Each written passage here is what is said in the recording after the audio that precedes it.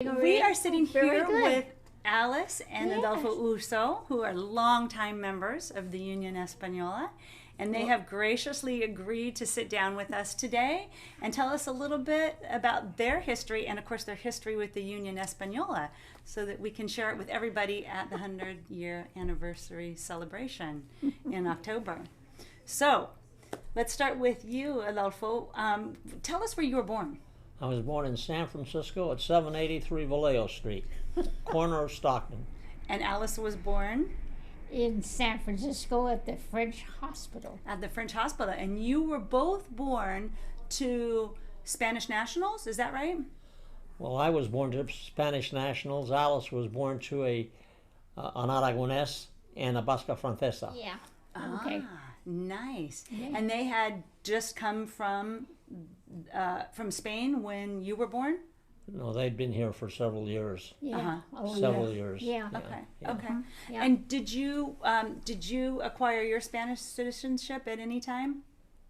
Well, I acquired my Spanish citizenship when I was born. Right. Yeah. But did you Yeah. get your passport and did you? I had my passport. So Yes, you and you yes. as well. So you both you Yeah. both are Spanish citizens Yes, and American yes, citizens. You're yes, both full we dual are. passports. Great. Yeah.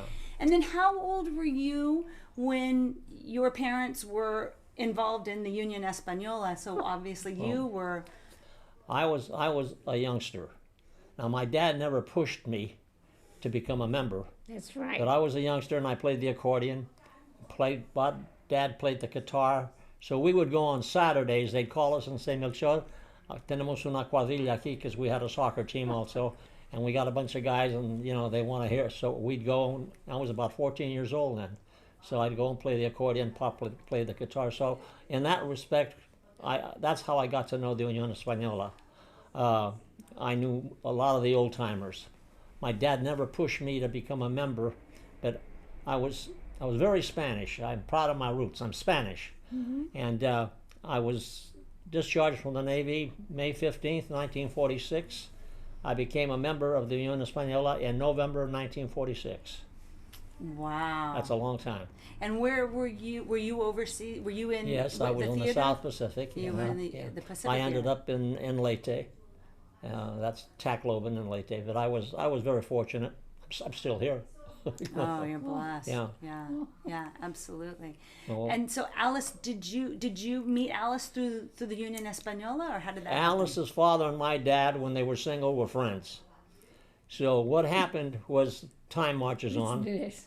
and they would exchange Christmas cards, and that was it as far as the social aspect is concerned. Honey, you can chime in when you want. That's okay. And- You talk. So this one time we were going to go to Spain. My parents said, Adolfo, I was working at that time at Fisherman's Grotto number 9 on the wharf. My dad worked there. And they came home one day, Dad come home, and my mom said, my mom was the talker.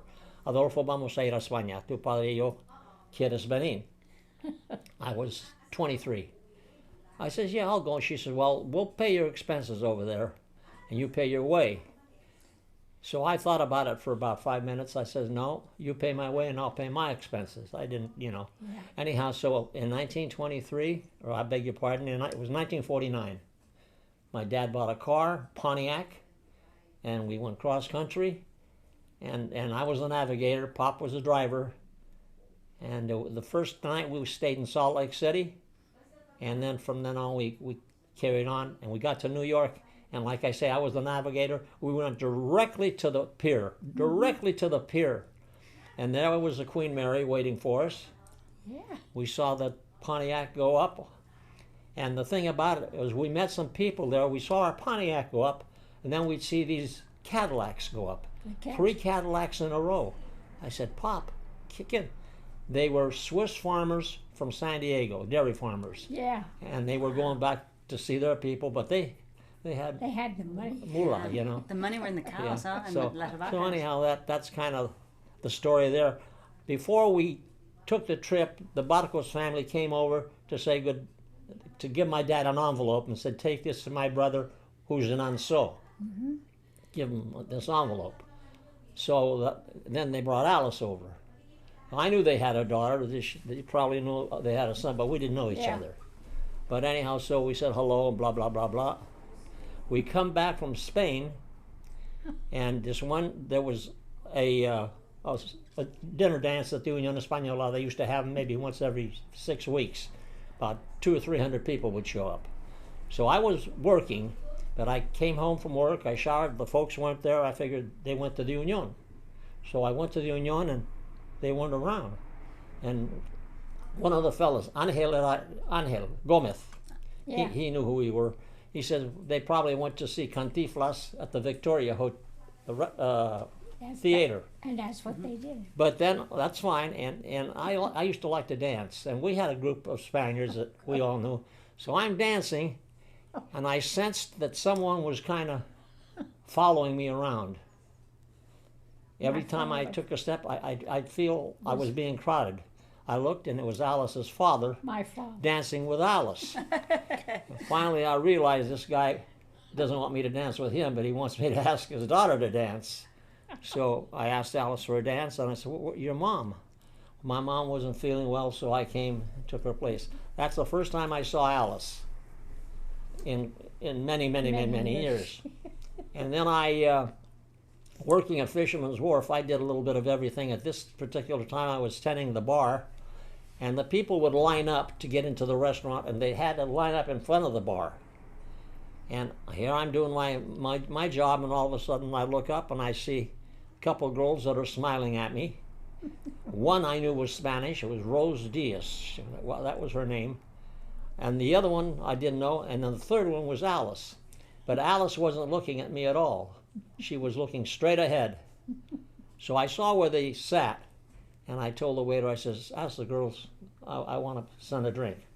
So I sent a drink over, and then on the way out, the two girls came in front of the bar and they nodded to me, but Alice wasn't around. So she went out the back way. She was embarrassed because of what her father had done at the dinner dance, following me around. Absolutely. So that was the whole thing.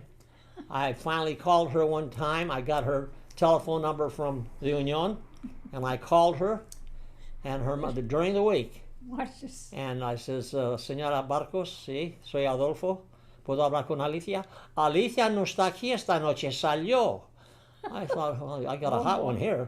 Middle of the week, and she's taken off, you know? So I said, well, you had your chance. So I didn't bother anymore. July of 1950, we had our picnic at Portola Park. Yep. The Unión did. Yep. I was with my group, and all of a sudden I spotted a yellow dress across the dance floor. Oh, yeah. Old wooden floor. I look up, and it's Alice. And I says, okay, honey, you don't have a chance now. I excused myself. I walked across, asked her to dance. She danced with no one else. And this was in 1950. We got married in 51. I didn't mess around. Fast. I always wanted, in my heart, I knew I wanted a Spanish girl. I wanted a Spanish girl. And here I found her. Well, I was for back. What a great story. And then how much longer did Stephen come along?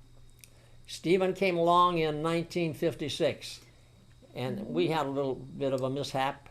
Yeah. Alice has lost two after that, so we Yeah. decided that was that. It. That was it. Stephen was born at Mary's Help Hospital on, I forget what street it was on, but anyhow. Gangi. Yeah.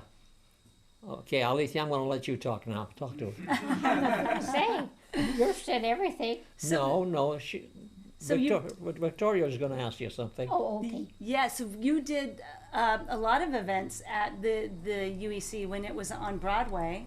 So Yeah. you went to dances. Can you talk about some of the other events that they had in the Well, 50s let me and let me 60s, let me 70s? tell you about the Unión Española. Oh, yeah. I got involved. The old timers would say, Adolfo, do this, I'll do that, do that, do that. Okay, I'd write letters, you know.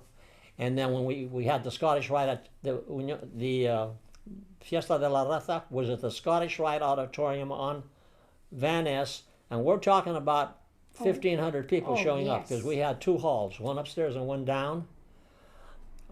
Blas Gonzalez, who was a go-getter, Yeah. he was the president, and he was from Rocaforte, close to Ibar, where my folks are from.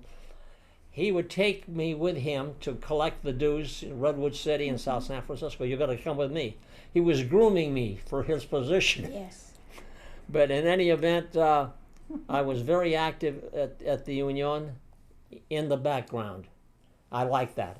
I didn't like, you know, He didn't in the want to background. I wrote letters, and then from there, I became inactive after Steve was born, and Stephen was about 6 years old at St. Anne's. I became active with his situation. So I was, and then I got another job and very active there. So I was really, we would go on occasion to a dinner dance, but as far as getting involved in affairs, for about 20 years. Then I retired in 1994, and I took a sabbatical. I had a rest.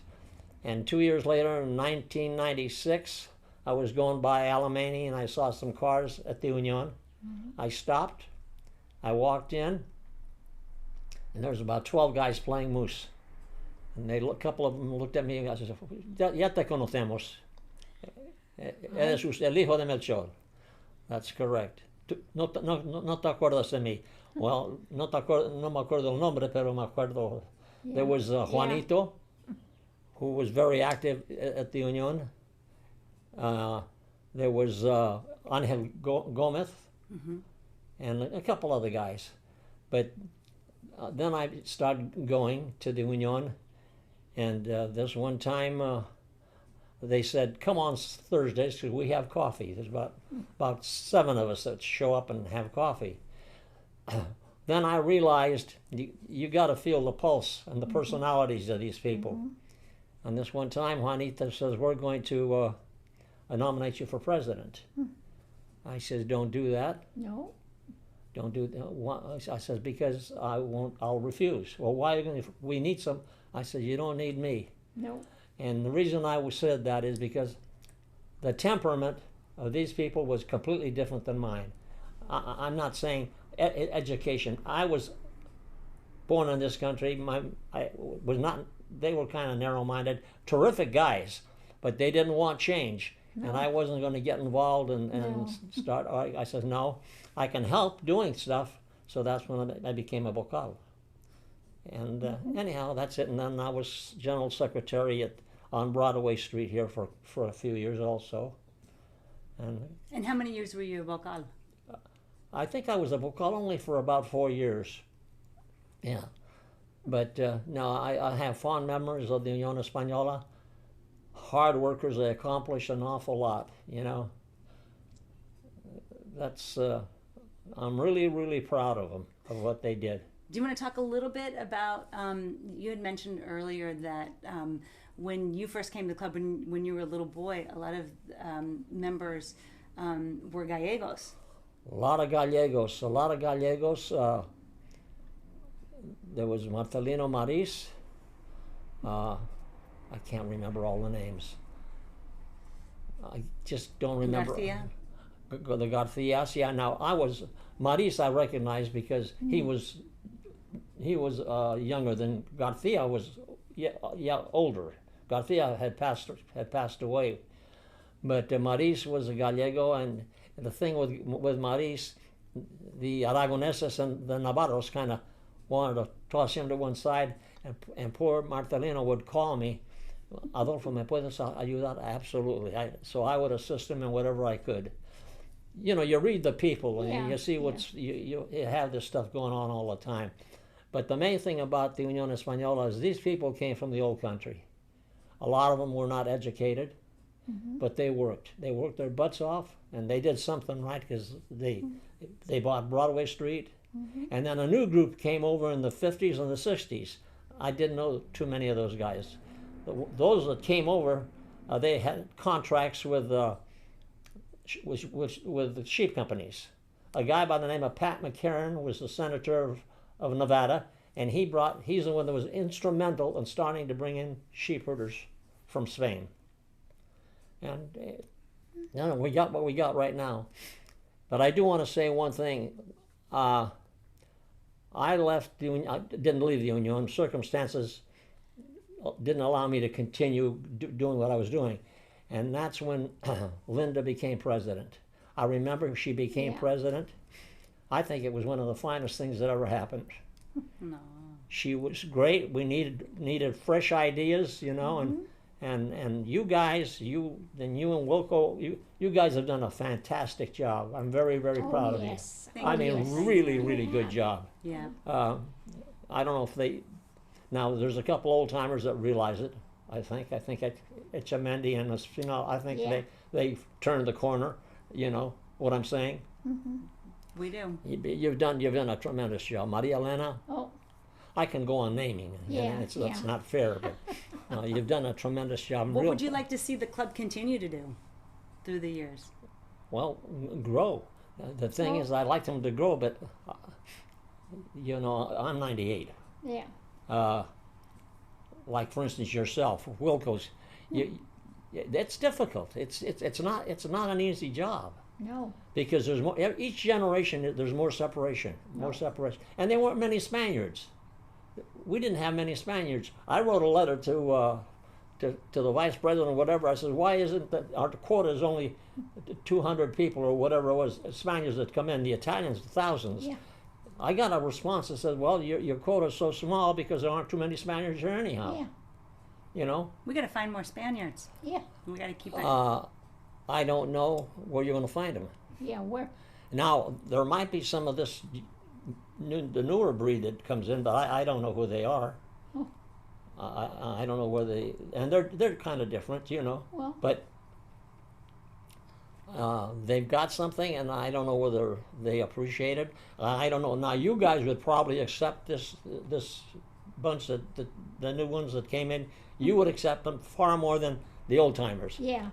No, you know, leave us alone. Yeah. We want to play moose. Don't bug us. You know that sort of thing. But no, I'm proud of the Unión Española. I'm really pleased that you guys have carried on, because a lot of the guys, well, no, ahora qué vamos a telephone calls I'd get. Ahora qué va a pasar aquí, qué va a ellos nos, you know, that sort of thing. Yeah. That's. But no. Well, we had a lot of fun bartending together too. Pardon me. We had a lot of fun bartending together too. We enjoyed. I enjoyed the fun. bartending. Yeah. I forget who was vice president when I got involved, and one guy says, "Usoz, puedes asistir en el bar," because they had a guy, a Gallego, who was a soccer ball player at one time. Yeah. I knew him, and I knew of him and his past. Yeah. And so I said, well, check with so-and-so to see if he'll accept me. So he had to say yes. But what I did with that is I'll never forget, I made, remember there was a fellow by the name of Machin. Machine. Machin spent money. I knew who would spend money and buy drinks. And so this one time I had a Manhattan that I had made, and I had it right on top of the bar. And Machin comes over, ¿qué es eso? Eso es un Manhattan. ¿Lo puedo probar?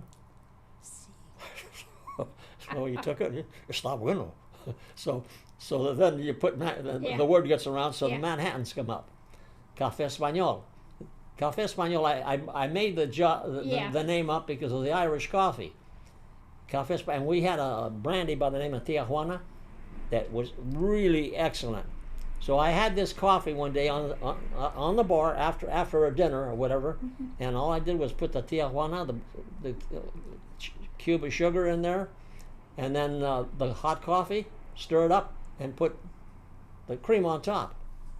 ¿Qué es eso? Ese es un café español. And that's how those two drinks got going. But I enjoyed it, and I enjoyed working the bar because I enjoyed them having a good time. They enjoyed it, you know. I know you really enjoyed it because you showed me how to make a picon. Yeah, remember? but you and your partner, Elena. when you guys took over, and you asked me, "Can you help me?" Yeah, it was a pleasure to see you work. Yes. You guys enjoyed it, and you knew what you were doing. You knew. We had fun working with you, though. You were showing us some of whatever. But it was nice because they're not going to do it. I said, no. You were good. You guys were really, I enjoyed it very much. So, Alicia, you your parents were members of the Union Española, and you became a member of the Union Española later. Is that right? Yes. Yeah. About Yes. what did you say? 30 years ago? I think you said earlier. Oh, yes. About 30 years ago. Oh, yeah. And did Stephen become a member as well? Steve never became a member. Never. And Steve, and they had an open membership. Yes. Well, Adolfo, I said, Stephen, he said, I'm not going to be there. No. I'm up in the mountains. Yeah.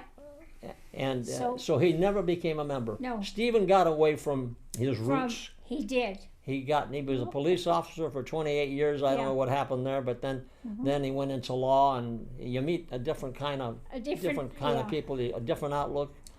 So, but that's fine. That's good. You know, It's- he knows that we were very active, Yeah. but he never became a member.